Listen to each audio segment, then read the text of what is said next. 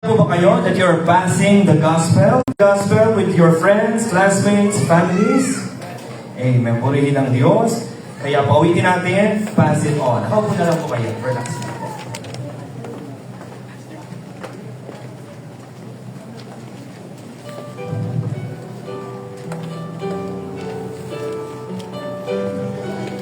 First stanza, are you ready? Sing. It only takes a spark to get a fire going, and soon all those around can warm up in its glowing. That's how it is with God's love. Once you've experienced it, you spread His love to everyone.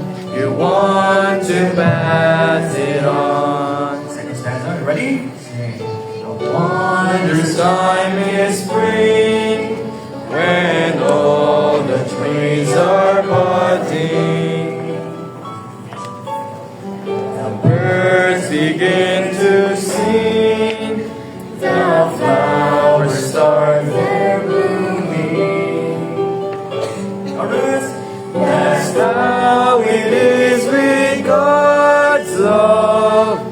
Once you've experienced it, you want to sing. It's fresh like spring. You want to pass it on. Backside, ready? I wish for you, my friend, is happiness that I found. You can depend on Him. It matters not where you're bound. I'm shouting from the mountaintop. I want my world to know the Lord of love has come to me. I want to pass it on. Amen. Purihin ang pag-ibig ng Diyos. Damang-dama niyo po ba? Nanlalamig ba o nag-iinit? Malamig po. Kung mayroong nanlalamig dito, sigurado ako mamaya pag-uwi niyo, mas mag-iinit na kayo. At lalo kayong magpapatuloy sa gawain ng Panginoon. Kaya po, ihanda lang po natin ang ating mga puso at isip sa mensahe ng ating Panginoon or the challenge na kailangan po natin sa umaga na ito. Huwag na po natin patagalin. Please welcome our first speaker, Pastor Gary De La Torre.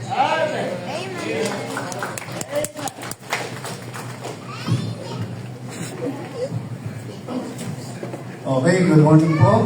Wala ko kayong choice kung hindi makinig sa akin kasi yung ating speaker ay malapit naman na. Kaya kailangan talaga namin maganda, no? Okay, so salamat po sa ating mga kabataan ng Baptist Churches. Dapat nakalimutan na yung naging First Interchurch Baptist Youth. Nakalimutan po ng ating baka mapagkamalan tayo hindi Baptist dito, no? Okay, so salamat po. Sige po, hindi tayo katagal. Salamat po muli din sa ating mga pastor, sa ating mga nag-join, sa San Jose po, Pastor Aurelio and Sister Jackie, Pastor Vic, and Ma'am Irene, Pastor Roman, and Ma'am Michelle, at hindi po kay Pastor Francis, at kay Ma'am Christine. Wala na, tumatanda tayo. At si Pastor Edgar, kung siyang papakita, pag di siya dumating. Okay, sige po. Salamat po sa bangsa. Sige po, tayo po tayong lahat. Kung dalan niyo po ang inyong mga Bible, bumasa tayo ng isang verse. Of course, yung ating text. Okay. Sahin po natin yung ating text. Galatians 2:20. Pero, magmula lang po yan. Mamaya po tayo doon sa kaya ang speaker ay galing po ng Taguig. Galatians 2:20, kung nakita niyo po, basahin natin sabay-sabay. Okay, Galatians chapter 2, verse 20. Ready? Kung nabasa po sa amen, ay kung nakita na sa amen po. Okay, ready? I am crucified with Christ, nevertheless I live, yet not I, but Christ liveth in me. And the life which I now live in the flesh, I live by the faith of the Son of God, who loved me and gave Himself for me. Salamat po muli, tayo manalangin. Salamat, Ama. Sa oras na ito, mahalagang minuto, napakabilis na oras, na lumilipas, Panginoon, at hindi magiging makabuluhan ang araw na to kung hindi ka gagawa sa kalagitnaan namin. Ang inyong Banal Espiritu, ang magturo, ang usap, gumawa sa bawat isa, lalo na sa mensahe ng Panginoon, baka meron po isa, dalawa na hindi po totoong ligtas.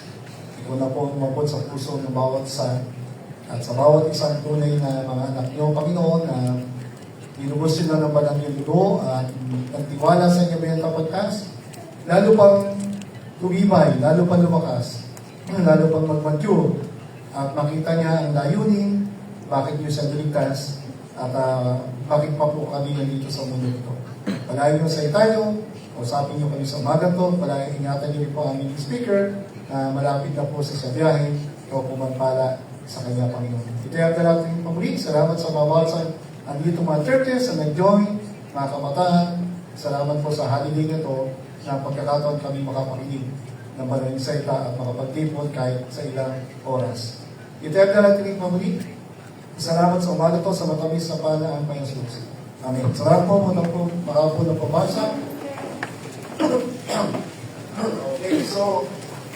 Okay, so salamat po sa lugar na to. Tayo po ay nagpala. Dito po tayo nagkakaroon ng misa ng anniversary at saka evangelistic o ng graduation po na aming school. At sa malaking blessing po ito sapagkat ito po ay sa ngayon walang bayan. Opo, salamat po at pinagpala po ang ating bansa. Alam nyo, ang ating bansa ay pinagpala. Andiyan po ba tayo? Naniwala kayo? Ha?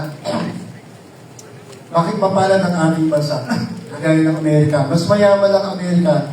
Pero, pinagpala ang Amerika, pinagpala rin ang Pilipinas. Alam niyo bakit? May makasagot. Sapagkat may freedom tayo ng religion. So, kung wala tayong freedom of religion, wala ko tayong Bible na ganito, wala tayong fellowship. Kaya sa mga pala natin, na-share na po yung mga notes. Okay?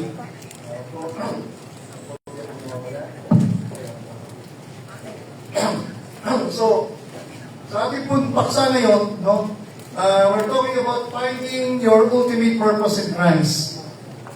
Sino dito ang mga hindi pa baptized sa mga naririto? Yan. And, kayo ay dumadalo, regular, o first time, sa inyong churches, pero hindi pa kayo baptized. Dito po, sino hindi pa baptized? Yan, dito, ilan? Pakita sa kamay, yan. Yung mga hindi pa baptized. Okay, dito po. Yan, dito. Okay, dito rin po. Yan. So, mahalaga ba ang baptism? Sa baptist, mahalaga po. Pero, hindi yan nakapagliligtas. Pero, ang ibig sabihin kasi, pagka ikaw ay baptized, tatak na yan na ikaw ay ano? Nung tayo ay, sino dito nakaranas sa bininyagan ng baby ng Katoliko? Bininyagan. Taas yung kamay niyo, mabilis. Ako, kasama ko, nang binyagan ako sa Katoliko. So, pag bininyagan ka sa Katoliko, ano tawag doon? Katolika. Pag ikaw ay nabautismuhan sa iglesia, ano ka? Pag sa JIL, okay, sa Mormon, pag ikaw ay nabaptize lang sa Baptist, ano ka lang? Yan ang ID mo. Nakita niyo ba yung masot yung ID? Yan na nalaman, hindi lang ang kulay mo, ang pangalan mo. So, mahalaga bang ID sa school? Yes, hindi kayo papapasukin pag walang ID. Kahit na hindi kayo estudyante, pero may ID kayo, naka-uniform kayo, papapasukin kayo ng guardia. Bakit? Kasi akala, estudyante kayo eh. Pero ano pala kayo, scanner pala kayo, no? Dito po kasi dahil sa ID.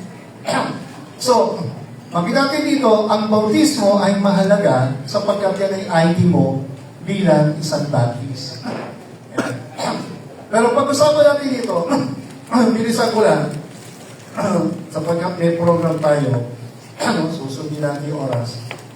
Alam niyo po ba, napansin niyo po ba, sa ating bansa o sa buong mundo ngayon, anong isang viral ngayon sa mga youth ngayon na nangyayari? Marami ba ang mga depression sa kabataan?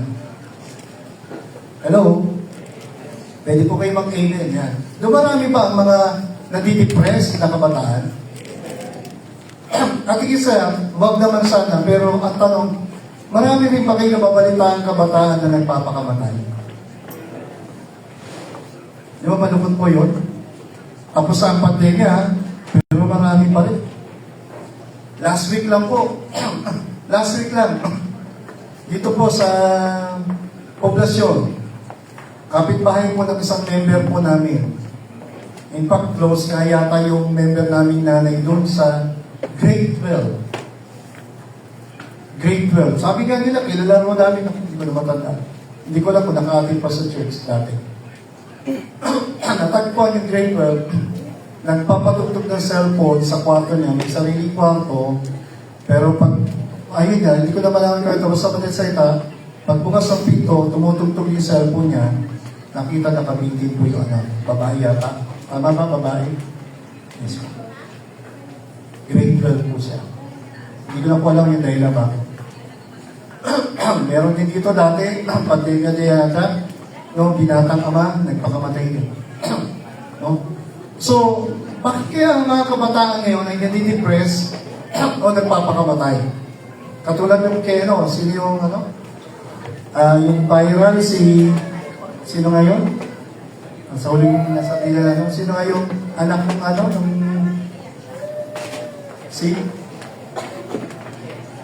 Tensa, ano ang pangalan nun? Si Kim, ano? Eman. Pero si Kim ba yung tatay? Kim Atienza natin. So, Kim Atienza, yung Eman.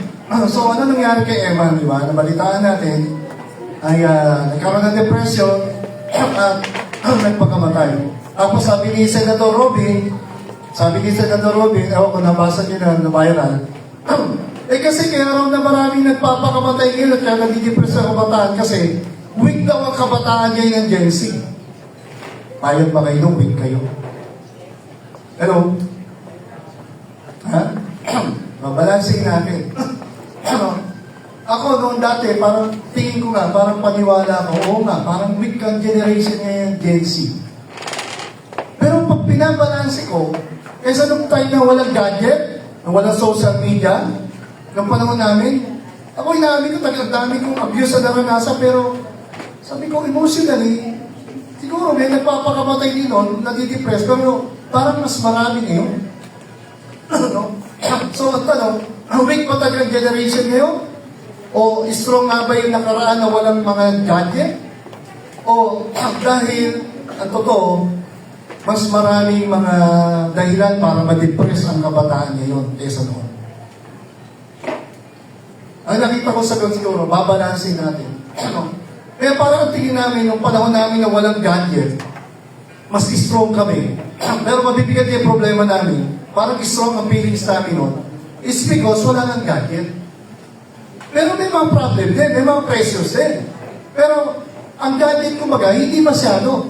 Ang nakita ko ngayon, kaya mas parang humihina ang kalooban ng kabataan ngayon, it's because of this. Sumang-ayon kayo o hindi, mabigat talaga ang battle dito. Hindi lang kayo. Kasi marami rin nagpapakamatay, hindi lang mga kabataan.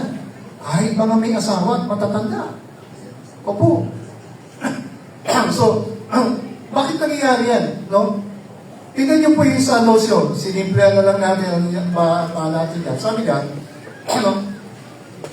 sa paghahanap ng inyong totoong layunin sa buhay, maraming kabataan, katulad niya, February 14, kaya iba malungkot daw. Di ba? Bakit? Kasi wala nagbigay ng rosas ng bulaklak, ng chocolate. Kapag yan pa rin ang hinahanap mo, dalaga ka, binata, okay lang naman yun, dalaga, makasaklap ka na. Pero kung, pero kung ikaw, lalo kung may boyfriend, girlfriend ka, secret, di ba? Tapos, yun nga, nag-expect ka tumanggap, eh hindi ka nakatanggap, malungkot ka. So ano iniisip mo? Ano? Magagalit ka ngayon doon, lalo sa boyfriend, girlfriend na sikreto, kay pastor, hindi alam ang magulang. Bakit? Hindi ka lang napansin ng tatay mo, nanay mo, card day. Maganda pa naman sana yung grade mo, pasado ka, pinagbuti mo, pinagagita ka pa. Anak, bakit ang baba ng 1 point? 85 sa'yo, yung sa kaklase mo, 86. Nag-effort ka na, di ba? Pero pinagalitan ka pa rin. Nasusunod, pagputi mo para maging 90. Di ba? Parang pag gano'n. Kasi, ang problema nga natin, naghahanap ka ng happiness sa maling dahilan. Masaya ka pag meron niyang kumansin sa'yo. Masaya ka pag nabigyan ka ng ganito. Masaya ka doon sa mga bagay na nakuha mo, napupuntahan mo, o natatanggap mo, o na sinasabi sa'yo. Ang problema, ang mundong ito, sa totoo lang, ay kung nagbabasa taga kayong Bible, ang mundo natin, sa ayaw at sa gusto, hindi na po pabuti ng pabuti. Hindi para takutin kayo. Pasama na ho na taga ng pasama ang mundong ito.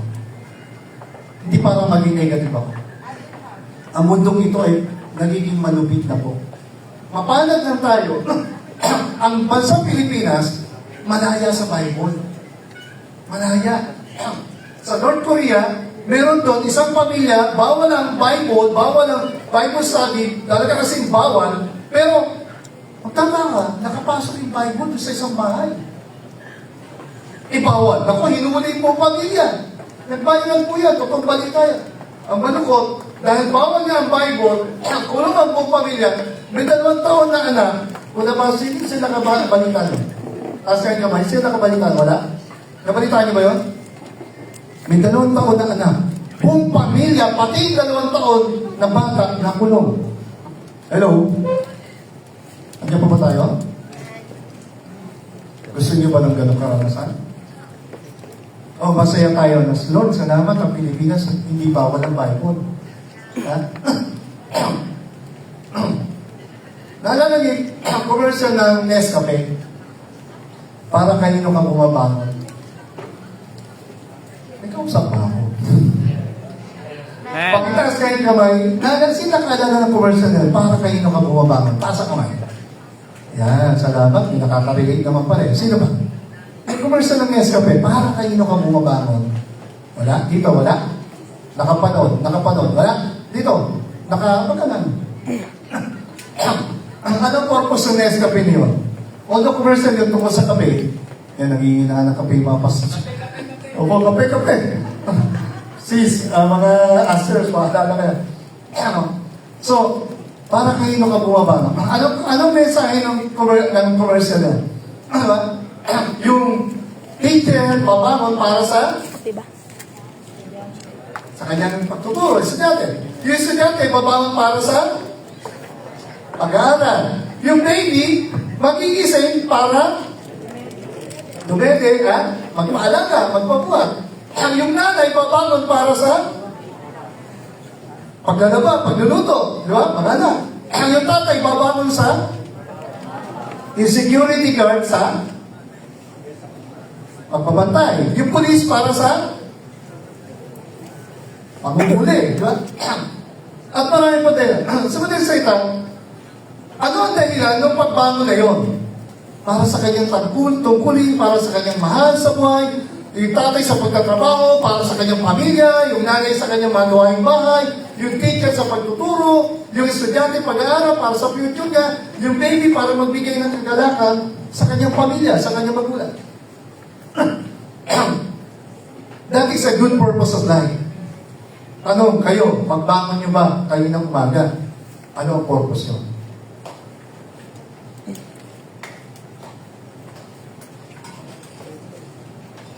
Asa yung cellphone ko? Wala dito sa tabi ko! Eh, dinala pala ng kapatid mo. Nanay naman, bakit piniyagaw mo dali ng kapatid ko? Patay na. Di ba? Yun na ba ang purpose ko sa buhay? Hello? Di ba? Honestly, sino dito yung nagbasa at nag-pray kanina pag-isip? Honestly. Alam naman ni Lord, taas ang kamay. Sa ating mga kabataan. Salamat. Honest kayo. At guilty tayo na. Ang utos ng Panginoon, nakilang utos ng love God with all your heart. Tama?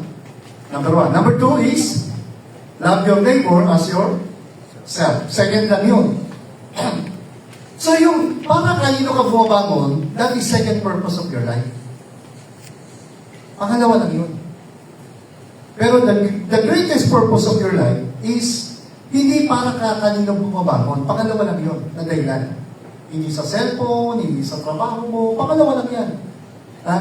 Ang dapat lagi nating tanong sa buhay, number one purpose of your life is, tinanong mo na ba sarili mo, sino ang nagbangon sa iyo kayo ng umaga? O baka nga hindi na kayo natulog, nakutulog, masang natutulog pa ba kayo? Hello? Ha? Ako talagang binubugbog ko yung mga anak ko, mga kabataan sa church eh. Napagalit ako sa matulog kayo. Ayaw nyo ma-depress. Ayaw nyo magpakamatay. Totoo po yan. Matulog kayo. Kasi ang tulog pa na ikaw magda. Sa hindi nyo pagtulog dahil dito, sinisira nyo sarili nyo at YouTube nyo. Walang kasalanan to. May kasalanan. Yung puso mo. Hello? Kasi dito, nagiging alipin na nga tayo dito eh. Nagiging purpose na ng buhay mo, cellphone. Sa school, cellphone. Pag wala doon, napanalo na. May wifi, sayaw. Pero naisip niyo ba, sino nagbangon sa ating kanyang umaga? Tapos walang pray, cellphone pa rin, pasok sa school. Iningatan ka ni Lord, makapasok sa school, mga parents mo, pag uwi mo, di ba? Walang ihaniho, pero salamat, iningatan ka pa rin ni Lord tayo pag uwi sa bahay. At hanggang pagtulog, wala ng Lord, thank you. Sa maghapon, sa pagyan Lord, ingatan mo kami bukas sa ayong pagtulog, isingin pa rin kami ng malakas. Hello? Hello? Amen. So, number one purpose of your life is, paano mo sarili mo? Sino nagbangon sa iyo kayo? Ibig sabihin, Lord, salamat. Lord, salamat. Malakas pa ako, buhay pa ako, wala ako sa ospital, wala ako sa higaan na may malalang sakit, wala ako sa kulungan, at lalong wala ako sa libingan. Andito ako nakaupo, nakikinig ng Bible, nag-aaral, nagtatrabaho, at may plano pa si Lord na maganda sa future ko. Hindi lang sa lupa, lalo sa kabila. Hello po ba? Diyan po ba tayo? So, bilisan na natin. Number 1, purpose of your life. Simple lang po. Ang purpose sa buhay natin, pag wala si Kristo, walang buhay. Kaya ka nasa baptist, kasi hindi dahil sa religion mo, hindi dahil sa pastor mo, although sila ginamit, mga asawa ng pastor na nagturo mo, pero hindi talaga sila ang dahilan. Kaya ka humihinga, kaya ka pa kumakain, ay dahil mayroong Diyos na nagbigay ng buhay sa atin. Di ba? Sabi nga niya, remember now thy Creator in the days of the youth. Kailan mo siya iisipin? Kailan mo siya hanapin? Di ba? Hindi pagpatanda ka na. Ngayon nga, isang problema ng mga kabatayan because of gadget, di ba? Ano ang epekto nito? Digital? Wala pa kayo senior, ha? Pero may digital dementia na kayo. Hello? Oh, sino dito mag-iaan? Ako, pastor. Ako, na-observe ako sa mga anak yan. Kung kami 50 plus, 56 ako ngayon, mga pastor nyo, 40, sabi nga, lalo yung mga 40, di ba? Nagiging makalawin nila. Lalo yung mga senior, buti pa rin may mga senior, katatalas pa, 67, katatalas pa isip. Kung makakalimutin man kami, it's because of our pagtanda, pero kayo isipin nyo, ang babata nyo ba? Para kayo maging makakalimutin. Hindi nyo ba napapansin? Para lumabo ang mata nyo, hindi nyo ba napapansin yan? Hello? Hindi nyo ba napapansin? Lumalabo lang pa eh. Meron nga rito, elemental na, tatasan ng grado. Ano dahilan yan? Ito yun. malabo ang inyong mata, nabibingi kayo, lahawin ko tayo marang, kasi, tumingin ka, tumingin focus, wala na. Ha? Bitawan niya yan, tumingin kayo. Wait lang po, wait lang po. Hindi ko wait lang. Diba? Anak, bumili ka na, wait lang po, wait lang po. Dahil sa cellphone yan, puro wait lang po. Sensya na po, pinagagalit ako parang mga anak ko. Pero yung po katotohanan, ang Diyos po ay huwag nating hanapin pag matanda na tayo. Pag sakitin ka na, pag malala na ang problema mo, kaya may maraming nagpapakamatay at maraming makita natin yan nalidepress kasi nga, mali ang layunin ng buhay. Sabi ko sa inyo, hindi para kanino ka lang bumabangon o ano ang pangarap mo sa buhay. Ang dapat isipin natin, number one, Lord, salamat. Inisin mo ko. Diba? Malakas pa ako. Pwede pa ako mag-aral, magtrabaho, mangarap. Sa tulong at gabaling ng Diyos. Sabi nga ni Paul, ang mabuhay ay kay Kristo, ang mamatay ay pakinara. Kung hindi naligtas si Pablo, ano kaya buhay niya? O di tagapatay ng tagapatay. Hanggang sa ipatay na ng Panginoon. Pero sa awat biyaya ng Diyos, ano nangyari kay Pablo? Di ba niligtas siya? Kung hindi tayo naligtas, ano kaya buhay natin yun? Ako sigurado kung hindi ako naligtas sa buhay ko, hindi siguro sakitin na ako, baka may TV na ako malala. Nagka-TV na ako elementary. No? Baka worse, nasa kulungan, o patay na. Opo. Kaya huwag niyo sasabihin, bata pa ako, marami pa akong plano pangarap. Hindi kayo, ang tanong ko, hinahanap mo na ba ang Diyos sa buhay mo ng totoo? Pag sabihin totoo, hindi lang Diyos sa mga hindi ligtas, kahit sa ating mga tunay na Kristyano. Di ba? Ang buhay ay galing sa Diyos at ang buhay kay Kristo ay dapat natin maintindihan. Hindi natin ma-appreciate yung halaga kasi ng buhay. O paano ba tayo? Bakit may mga pagkakataon? For example, sa anak ko, kay Gary. September po yan, na aksidente. Medyo talagang normally, kabago, papasok eh. Yung medyo pinakamabilis sa tatlo ko eh. Si Bonso. Mabilis ang daanan sa amin doon. Dami. Wala mabuksan yan sa Domingo na yan. Yan tulad. Kaya mga takbo dapat ang motor, 15, 20 lang. Tapos wala. Kaya lang ko mabisa. Kahit gumanong ka kung wala kang gano'n lalo. Kung gumagal ko na, ubo-overtake mo, sige, but that's it nadali po yung kanyang kaliwa ba, yes? Nadali. At yung mga problema yun, nagpapabagal ng buhay sa akin. Nagpapaslow down. Hello? Ano down homes? Bakit ba yung mga hubs? Ha?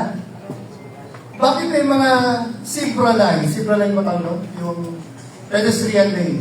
Tama ba? Yung tawiran. Diba? Bakit may guhit yun? Kasi lalo na kung meron pang ano yun? Red light, yung stop light, yung bagay yung warning siya, pwede ka na lumakad o bawal kang lumakad pag nakapula. Anong purpose ko? Ang stop light ay nagpapahuliwatin na ang mga sakyan, okay, pag green, go. Pag yellow, hindi beating the buzzer, beating the red line. Ibig sabihin, mag-slow down ka na. Pag red, lalo na, stop. Sa sasakyan, bakit may brake? Stop. Bakit may clutch? Slow down. Hello? Okay lang ang mga kabataan mabilis. Masigla, malakas. Pero mabilis, malakas, masigla. Sumunod, maglingkod sa Diyos. Pero hindi mabilis, magtabog, mabilis magalit, mabilis magtampo sa magulang. Diba? Hindi dapat gano'n. Ang layunin na mo yan. Ang mga aksidente, sakit, nagpapaslow down ng buhay natin yan para kausapin tayo ni Lord. Alam ko, yung iba sa inyo sigurado may naranasan malalang sakit. Gusto ko papata. Marami kayo ikikwento. Ano, mga medyo, ano na natin dito, ano, yung ating mga adult na mga, ano dito, mga seniors. Ito yung tinutulungan tayo ng Diyos na, oh, anak, usap naman tayo. Usap naman tayo. Kailan ka huling umiyak sa Panginoon? May totoong iyak ka. Huwag yung iyak-iyak. Maybe yung totoo, Lord, please, pagkalingin mo ako. Lord, tulungan mo ako sa exam ko. Lord, tulungan mo yung nanay ko. May sakit, pagaling. Alam mo, salamat sa mga ganong problema. Hello? Kasi doon nakita, mahalaga pa ng buhay. Mahalaga ang buhay ko, bigay ni Lord, regalo ni Lord, mahalaga ang paging pamilya ko. Isa masyado tayong busy, marami na tayong iisip, nagabi ko, pero hindi pala yung importante. Punta na tayo sa number 2. Number 2, love for the Savior or self. Para kanino ka bumabangon? Ano ang layo ng buhay mo? Ang buhay mo ba talaga para sa Panginoon? O para sa sarili mo? Pagmamahal sa Panginoon? Tagapagtas? O sa sarili mo? Alam niyo ba yung 2 Timothy chapter 3? Verse 1. Sabi niya ni Apostle Paul, dapat yung malaman ito na sa huling panahon, ito yung mga panahon na lalong sasama ang tao. Kaya pa na mapanganib, sapagkat hindi lang ang Bible nagtuturo na agape love, divine love, perfect love ng Panginoon, hindi lang nagtuturo ng phileo, friendly love, hindi lang nagtuturo ng storge, family love, hindi lang nagtuturo ng eros, pang mag-asawang pagmamahalan. Hello? Sino rito yung mga may girlfriend, boyfriend ha? Engaged na? Sikreto o hindi? Hindi pa kayo kasal? Ibig sabihin, wala mo na peace. Sana. Wala mo ng date. Hanggat maaari sa pwede yung mag-date, pero ibig sabihin, huwag sa mga kayong dalawa lang. Mapanganib yun. Ha? Hanggat maaari, short engagement, long friendship. Sa panahon ito. Kasi bakit ito? Sabi nga, no, kaya mapanganib, men shall be lovers of their own selves. Alam niyo kung ano ito, yung Greek word pala ito? Pila utos. Pila utos, hindi pala utos. Hindi yung galit. Nanay kasi, pala utos eh. Anong gusto niyo utusan? Kapit-bahay. Yeah? Okay, mag-ala. Balang araw, mag-uutos din kayo. Pag nag-asawa ko yan kayo, may utusan din kayo. Sabi niya na bawi-bawi lang daw yan. Diba? What you sow, you will reap. Pero pag mahal niyo ang magulang niyo, bibigyan kayo ng mabubuting pamilya at anak niyo. Pero pagka kayo ay rebelde sa magulang niyo ngayon, what you sow, you will reap. Kaya pala ganito yung mga ugali ng mga. Ano po ba kayo? Pinag-utos is a dangerous kind of love. Alam niyo bakit? Ito ay narcissistic kind of love. Alam niyo narcissistic? Kung yung nagkamali, di ba? Si Narcissus ay tumitingin sa lamin. Sa dami nang naniligaw sa kanya, pero ang gwapo-gwapo pala niya. Sabi niya, wala akong pakialam sa magagandang babae niya. Basta, I love myself. I love myself. Ako ang the greatest, the handsome, the beautiful, the greatest of all. Wala na iba. I am the great. Yung mga babae magaganda na bigyan, wala akong pakialam yan. Basta ako ang the great, matalino, magaling, maganda. Bakit ang daming Instagram, Facebook? Sa business, okay yan. Sa promotion, okay yan. Lalo sa mga eleksyon, pag nagalit na rin. Kaya lang ngayon, talagang pinagkakita na kasi Instagram, YouTube, Facebook, diba? Lahat ng parang kumita, ilabas na lahat ang ilabas. Kahit naka-2-piece, no tapis. May tattoo niya. Bakit? Kasi pag sumikat ka, nag-viral ka, maraming kang followers, maraming magla-likes, maraming mag-share, at lalo na pag nag-viral pa yan, kikita ka dyan. Kahit anong itsura mo. Pansin mo, kahit kahit anong tsura mo, kahit kakaiba ka, basta, lalo kung may tsura ka talaga na magkakakitan, ay grabe. Ikita ka ngayon. Ang bilis na nakikita ko, $20 a month, $100 a month, may mga kakaibang mga mukha. Pero doon, ibang kulay ng may gano'n, may happy yung kulay, no? Basta ka, anything, kahit na yung may mga kapansadong kumikita ngayon. And mo, when they post their picture, di ba? Selfie generation means, ito nga po naging selfies na po ang mga tao. Ulitin ko, anong dakilang utos sa Diyos, number 1? Love God with all your heart, soul, mind, strength. Dakilang utos yan. Pangalawa, love your neighbor as yourself. Ano sabi ng kanta ni Whitney Houston? The greatest love of all is easy to achieve. Learning to love yourself is the greatest love of all. Tama, mali. Tama ba o mali yung kanta na yun? Hello? Ano mo lang ako? Pag hindi kayo sa amin, tatanggalan mo ito, bahala kayo. Tama ba yung kanta yun? Mali. The greatest love of all is easy to achieve. Learning to love yourself is the greatest love of all. Tama ba yun? O mali? Pero kinakanta nyo. Pinosopiyan nyo. Na kung pakialam, kung wala matirang ulam, basta ako, anak, tira mo si kuya mo, si ate mo, hindi pa kumain. Ay, gutom ako, walang pakialam, bahala sila. Late sila eh. Ayaw nila kumain nito. Bilang utos, lovers of selves. Diba, lagi ang gusto mo, ikaw lagi ang mapapansin, makikita, babatiin. Pag hindi ka pinati, masama ang loob mo. Diba? Sa mag-girlfriend, sa mag-kasama ka.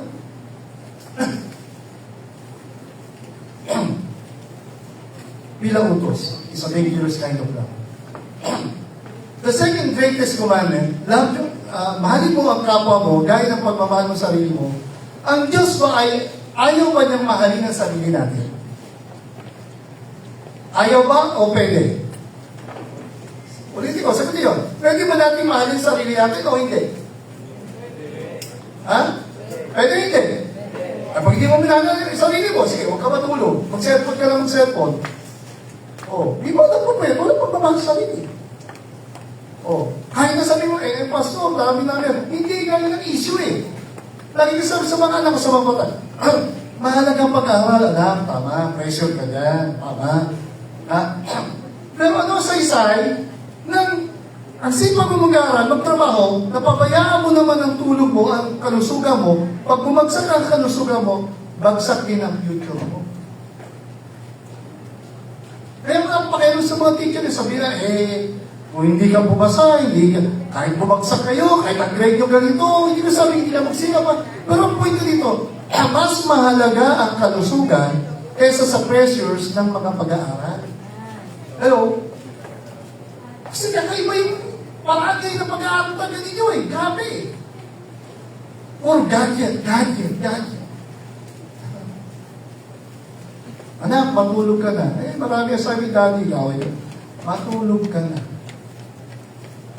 Ibaling bagsak ka dyan, ibaling hindi mo na ipasayan, basta mahalaga matulog ka. Pag walang nagbantay sa inyo, nagpaalala, ang dami na pong hindi natutulog, pero totoo, hindi lang dahil sa pag-aaral, dahil sa mga walang kwentang Facebook, walang kwentang kausap, at kung sino-sino kalokohan lang ang pinag-uusapan at pinanonood na sumisira ng kalusugan mo at sumisira ng future mo, dahil hindi mo namamalayan, hindi mo na minamahal ang sarili, hindi mo na inalagaan. Sabi ng Panginoon, hindi niya sinabing bawal mahalin ang sarili. Ang bawal ay yung sarili mo lang ang minahal, pero hindi mo minahal yung iba. Hello? Yun ang mali. Yung naging selfish tayo, na purang inisip mo sarili mo lang, nagagalit ay magulang mo, wala ka pa rin pakialam. Tapos sasabalo mo, magtatabog ka, magre-rebelde ka, magtatranan ka, hindi ka uuwi. Sino may kasalanan? Hello? Nagagalit yung magulang kasi mahal kayo, kasi yung anak nyo, kami pauwi na, kayo papunta pa lang. Hello? Di Maraming narinig, ibig sabihin nun, huwag kayong maging mayaman kasi yung mga hirap na naranasan namin, hindi ko sasabing mas mahirap yung sa inyo. Ay, ibig sabihin, tinutulungan lang namin kayong graduate ng maayos. Pag sabing graduation, hindi lang sa school yan.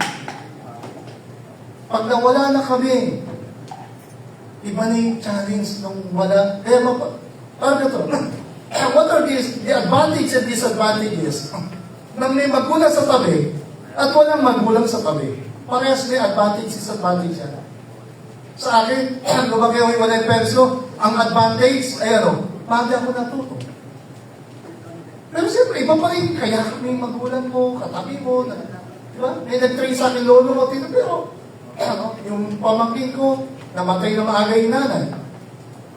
Nakita ko, mayroong hindi magandang epekto. Sa mga anak ko, masyadong nagiging over-dependent sa amin. Hello?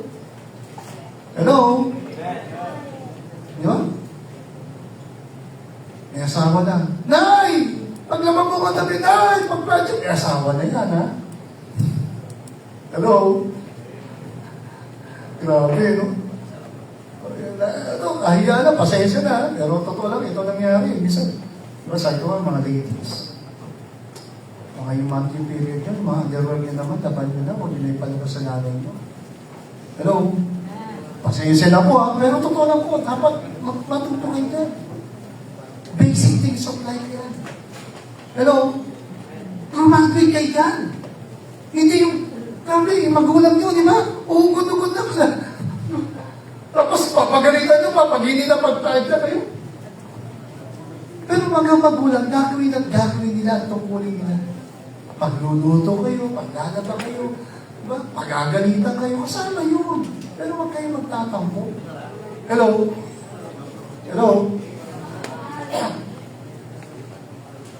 Lovers of their own selves. Sana dumagin tayo. Delikado ito. Masyado tayong makasarili. Dapat pagmahal mo raw ang sarili mo, sabi ng paano mo minamahal sarili mo, mahalin mo rin ang kapwa mo. Sino ang unang kapwa mo? Classmate mo? Best friend mo? Ang bait-bait mo? Nakagalit. Ma, mag-uusap kami dito ng friend ko eh. Wait lang! Kala po silang yan ang mga wait lang. Kala ko lang papatok na. Okay, wala lang. So ano ba? Alam niyo bakit? Pag nagkasakit kayo, yung kaibigan niyo ba, kaklase niyo ba ang nag-aalaga sa inyo? Hello? Pag na-hospital kayo, yung kaibigan niyo ba, kaklase niyo? Kahit best friend niyo, ang nandun sa tabi niyo? Hello? Sino ang unang neighbor mo? Kasama sa bahay. Tatay mo, nanay mo, kapatid mo. Kahit kaaway mo sila, tingin mo, pero sila ang unang neighbor mo. At kung mahal mo raw ang sarili mo, number one mo silang mamahalin. Bago yung classmate, bago yung kamag-anak sa kapitbahay.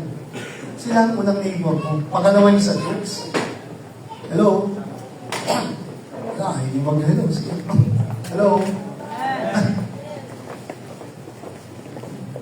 Lovers of pleasures more than lovers of God. Romans 5:7. Sabi niya, ang Panginoon ay namatay, meron na ba kayong nabalitaan, kaibigan, binigay ang buhay niya para sa kanyang agaw buhay na kaibigan. Meron na ba kayong nabalitaan? Parang bihira, no? Tama? Ano ba? Nag-agaw ng aksidente, kailangan ng dugo. Sakto yung dugo mo, type AB. AB yung kaibigan mo.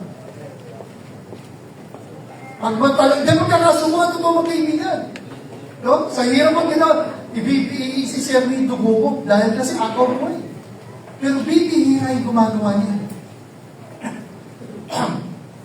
Paano kaya kung yung kapitbahay mo, kaaway mo, kaklase mo, kaaway mo na aksidente, type AB yung dugo niya, nangangailangan, sakto, AB ka rin.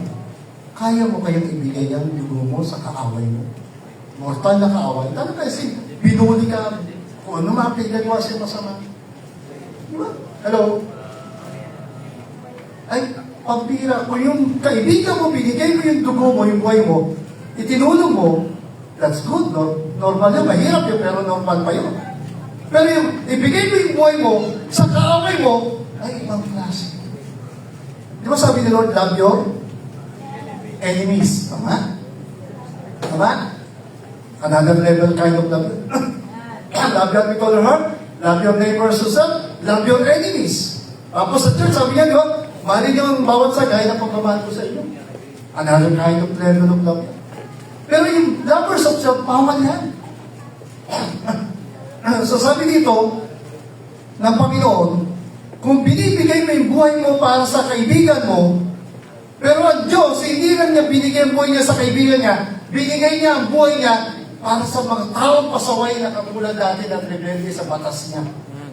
Pero, bakit may krus? Dahil sa pagmamahal ng Diyos sa atin.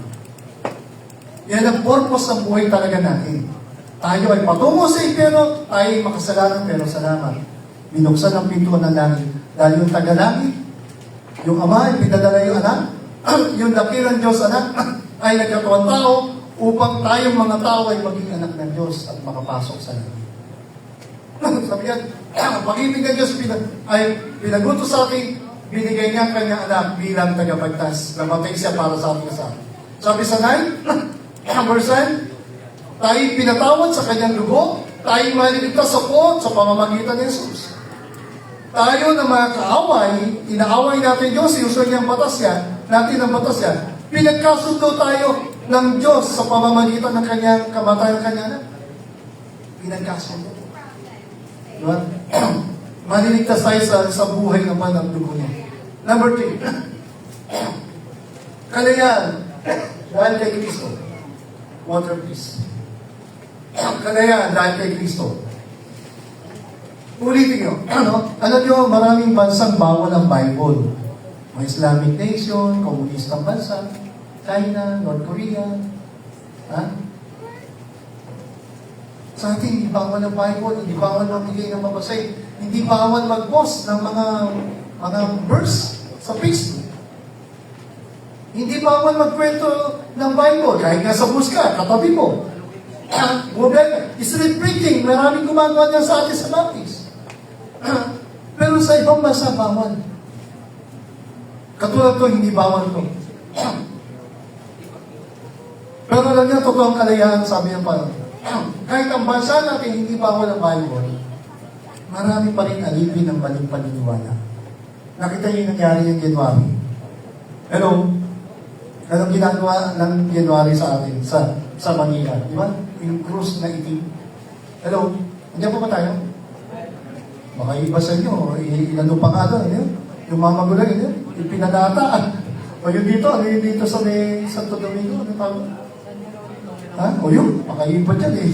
Ako nung bata ako, nakikipunas-punas pa ako doon. May mata hindi nakakita, may tenga hindi nakakarinig, may kamay hindi nakakahawak, may bibig hindi nakapagsasalita, may paa hindi nakakalakad, binukuha. Pero niyayakap, nagpapakamatay ang mga tao dyan. Why? Kasi nga, ang bansa natin malayo sa Bible, pero marami pa rin ay hindi nakakakilala kay Kristo. Hello? Hello? Kayo ang tunay na pag-asa ng bansang ito. Diba sabi ni Dr. Rosella, ang kabataan ang pag-asa ng bansang ito. Ang totoong pag-asa ng bansang ito, ang mga kabataan may takot sa Diyos. Kilala si Kristo. Pero pag wala kayong takot kay Kristo, wala kayong tunay na pagsunod. Sabi yan, malalaman yung katotohanan, ang katotohanan magpapalaya sa inyo. Ang tunay na alagad ni Kristo, ano sabi niya? Ay yung nagpapatuloy sa kanyang salita. Yung mahal ang Bible. Basta sa may Bible study.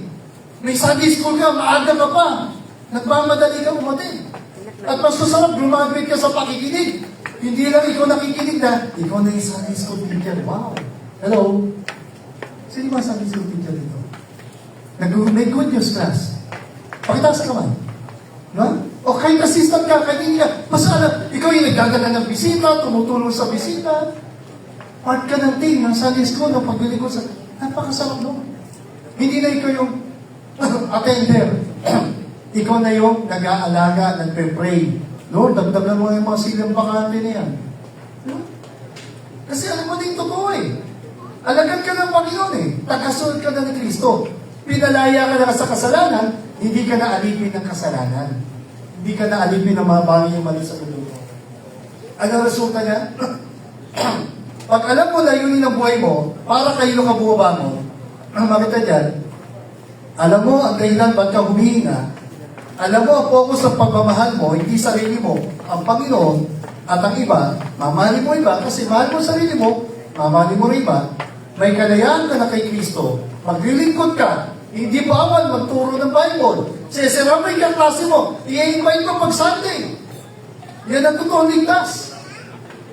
Hindi tayo bench warmer lang. Huwag kang manahimik. Ang totoong ligtas, hindi mo kailangan tumahimik forever. Meron kayo ikwento magandang lang. Hello? Hello? Hindi ko ito maintindihan. Pag ikaw, di ba, pansin niyo yung mga camp, lalo kung first time mo lang, nakita mo yung, wow, kanta nun. Eh, nakarating ka pa. Nakarating ka na, second time mo na. Anong gagawin mo? Naku, huwag na hindi kayo sasama sa camp. Ang ganda ng lugar na yun. Sumama ka, naku, marami kang mamimis sa lugar na yun. Bakit? Kasi nakapunta ka na eh. Kahit hindi ka pa nga nakapunta, excited ka na eh. Paano ba kung nakapunta ka na? Hindi pa tayo nakapunta sa langit, di ba? Pero may pangako ng langit. Sabi namin, streets of gold. Mabahaling bato. May tree of life. At ikisan, alam niyo pinakamasaya sa langit na makita mo? Alam niyo ba tayo excited sa langit? Hello? Ha? Sabi ni Paddy Crosby, I shall know him by the print of the nails in his hand. Yan ang ganda ng mensahe ng mga baptismal natin. Ano ang mensahe nito? Pag-ibig ni Kristo, kaligtasan ni Kristo, kapatawarin din ni Kristo. Sabi ni Paddy Crosby, bulag na sumulat na to God be the glory, napakarami pa, blessed assurance, bulag siya, pero bata pa siya, mahal na niya ang Bible, gusto niya makinig ng Bible, hindi siya makabasa, Belo lang nagtuturo sa kanyang Bible, at kinagasa, lumaki siya na may kilala sa Panginoon, pag-ibig sa Panginoon, at dahil doon, alam niyo, kahit bulag siya, mahal niya ang Panginoon, pero sa gusto niya maglikod pa paano? Binigyan siya ng Panginoon ng kakayahan, lumikha ng dula at kanta. Na hanggang ngayon, nakakanta natin. Pag isasabi niya sa kanta yun, excited siya pagdating sa langit. Gusto niya makita yung Panginoon na nagmahal sa kanya, namatay sa krus. Na dahil sa aking kasalanan, mapako siya. Titignan po yung kamay niya, pinako, yung tagiring niyang sinipa. Salamat Panginoon, mahal mo ko at pinigtas mo ko at pinatawad mo. Hello? Hello? Pag hindi ka totoo ligtas, you will not be excited to serve Christ on earth, lalo na sa langit. Pakinggan niyo ba? I challenge you, lalo kayo mga baptize. Sabi niyo, baptize kayo. Si Lord na nakakalam talaga. Pero yung sabihin, tanong ito, nagagalit ba ng sa buhay mo? Kasi kung taga-langit ka, may kikwento kong napakadaki ng langit. Dapat excited ka. At hindi ka na excited, alam mo, gusto mo makita pa, at ikikwento mo, papunta ka doon. Maraming maligtas. Maraming maisama. Ikikwento mo.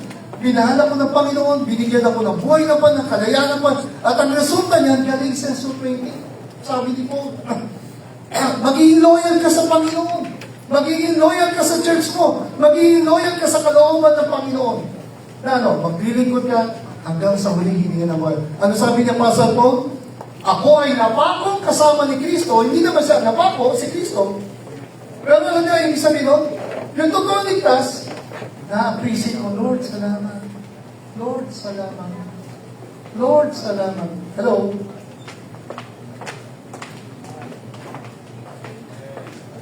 Lord, salamat. Ang dami-dami papuntang impyerno. Pero isa ako sa ligtas. Hello?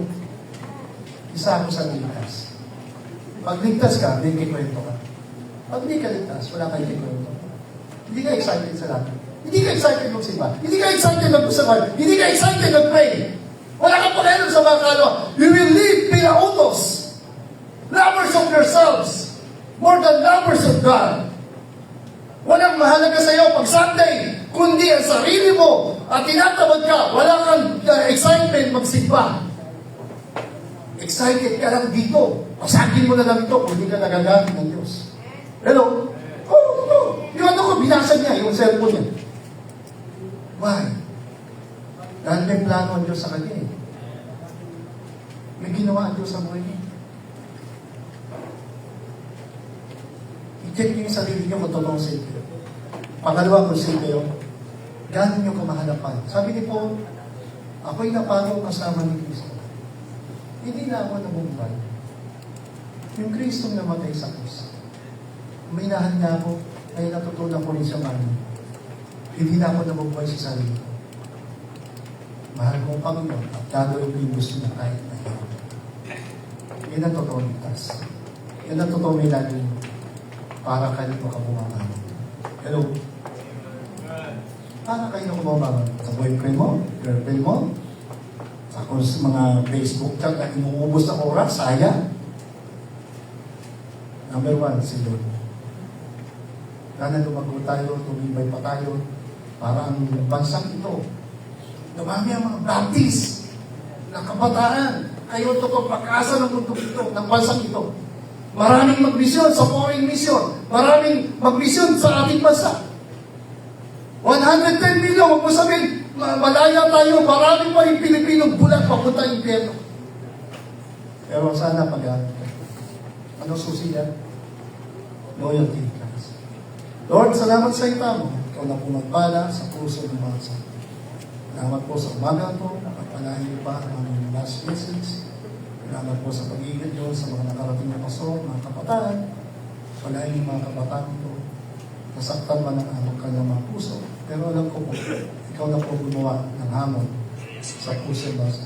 Salamat sa mga churches, mga paso, nakarating dito, at pinanglakan, magkasama-sama kami sa isang munting at espesyal na araw nito na walang pasok, pero pwede kami magtipon ng malaya, sumamba, kumawi, at lalo na makinig sa tayo. Ito yung diling pag-uwi. Salamat at palahin niyo po bansa at patuloy ang Banal Espiritu ang gumabay sa amin hanggang sa lahat sa ito. Salamat pa muli sa mga pamilis na pangalan pa ng Jesus. God bless you.